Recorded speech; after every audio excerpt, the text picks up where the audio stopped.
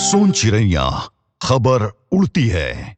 NDA में seat बंटवारे को लेकर सियासी हलचल लगातार तेज हो गई है। शुक्रवार को दिल्ली में लोक जनशक्ति पार्टी के प्रमुख चिराग पासवान और केंद्रीय गृह राज्य मंत्री नित्यानंद राय के बीच करीब आधे घंटे की अहम बैठक हुई। बैठक के बाद चिराग पासवान ने मीडिया से बातचीत में कहा कि सीट शेयरिंग पर बातचीत अब अपने अंतिम चरण में है और सब कुछ पहले से ही स्पष्ट करना चाहते हैं।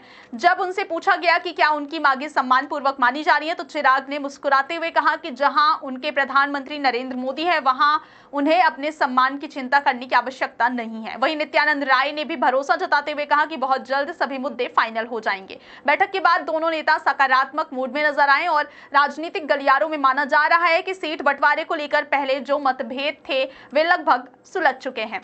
बीते 3 दिनों से दिल्ली में एनडीए नेताओं के बीच कई दौर की बातचीत चल रही थी और अब यह स्पष्ट है कि सीटों का फॉर्मूला लगभग तय हो गया है। इधर बिहार के उप मुख्यमंत्री सम्राट चौधरी के आवास पर एनडीए की एक महत्वपूर्ण बैठक शुरू हुई, जिसमें जदयू के प्रदेश अध्यक्ष उमेश कुशवाहा, सांसद संजय झा, ललन सिंह, विजय चौधरी, ललन सराफ समेत कई वरिष्ठ नेता, बीजेपी की ओर से बिहार चुनाव प्रभारी धर्मेंद्र प्रधान, विनोद तावड़े और ऋतुराज सिन्हा शामिल हुए। बताया जा रहा है कि इस बैठक में सीट शेयरिंग की अंतिम रणनीति पर चर्चा की गई।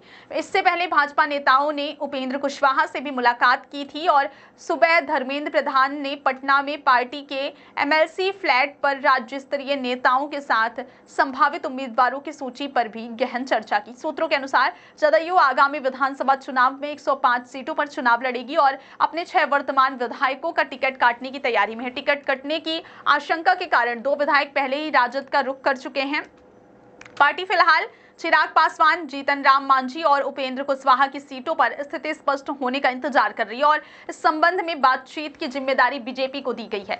गुरुवार को मुख्यमंत्री नीतीश कुमार की मौजूदगी में हुई उच्च स्तरीय बैठक में संभावित प्रत्याशियों की जीत की संभावना का मूल्यांकन भी किया गया। जिन विधायकों के टिकट काटे जा रहे हैं उन पर अक्सर पार्टी लाइन के खिलाफ काम करने के आरोप है। पिछली बार जदयू को 115 सीटें मिली थी, जिनमें से 7 सीटें हम हिंदुस्तानी आवाम मोर्चा को भी दी गई थी। राजनीतिक गलियारों में यह भी चर्चा है कि उप मुख्यमंत्री सम्राट चौधरी के भाई रोहित चौधरी मुंगेर जिले की तारापुर सीट से चुनाव लड़ सकते हैं और उन्हें जदयू से टिकट मिलने की संभावना है। वहीं बीजेपी के वरिष्ठ और अल्पसंख्यक चेहरे सैयद शाह नवाज हुसैन किशनगंज की कोचा धामन सीट से मैदान में उतर सकते हैं। मीडिया रिपोर्ट्स के मुताबिक बाहुबली नेता आनंद मोहन के छोटे बेटे अंशुमन मोहन भी औरंगाबाद जिले के नबी बाग से चुनाव लड़ने की तैयारी में हैं।